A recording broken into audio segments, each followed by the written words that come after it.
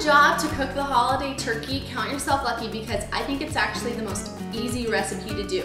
The flavor is all in the turkey itself. Butter, salt, and pepper, and you'd be good to go. But in this case, I am gonna add my garlic and herb puree to give it some extra flavor and make it excellent. But trust me, all you have to do is prep it, put it in the oven. You can baste it every couple, 30 to 40 minutes, but really it's not that big of a deal.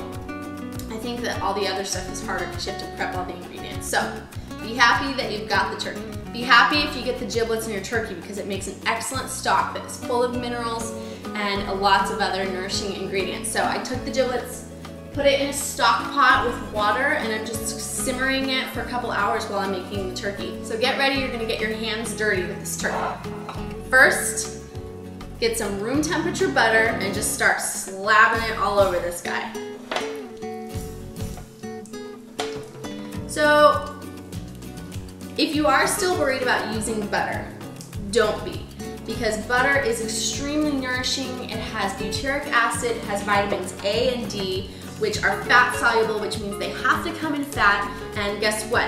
In butter, they're already in there. What you don't want to use is a hydrogenated, plastic, hydrogen blasted, rancid vegetable oil. Margarines happen to be just like plastic foods. You put them outside and not even an animal will touch it. So trust me, that is the last thing you want to use for your health. Go ahead and pick the turkey skin up and get inside that cavity. Just kind of rub it around. Okay, make sure you get all over the legs and the wings. There's this little tail part that is actually really delicious if you get it nice and crispy. Get that buttered up. So I've preheated my oven to 425, and I'm just gonna finish prepping this guy. So, a couple tablespoons to start with of the garlic and herb puree. Now just take a kitchen brush and evenly coat your turkey with the garlic and herb puree.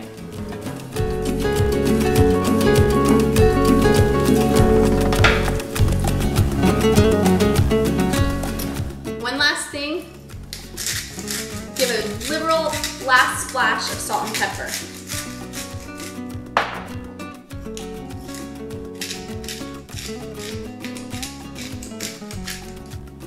I'm gonna add a little bit of my chicken stock to the bottom.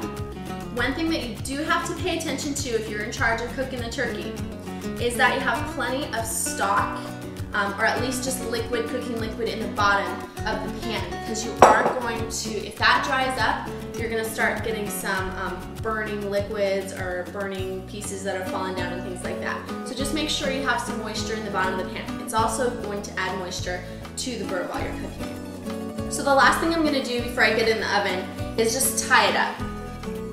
You gotta untruss it when, if it is already trussed, which means tied up.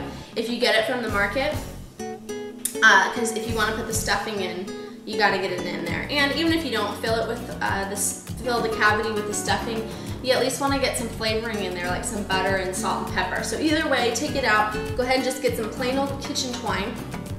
I don't do this like a perfect way. I just kind of do it so that it's put together. Get the little tail part in there and the little legs together. And use your kitchen twine to wrap the bottom of those drumsticks. Get them nice and tight. They can cross over a little bit. Everyone's favorite little part of the bird. Okay. Doesn't have to be perfect. Just get it nice and tight. Okay, so all I did was truss the little drumsticks together. I didn't tie together the wings or anything else like that, because I actually like the wings to get really crispy and crunchy, and you can actually eat the tips of the wings if it gets crunchy enough. So don't worry about it. That's enough. You're just keeping the stuffing inside the turkey.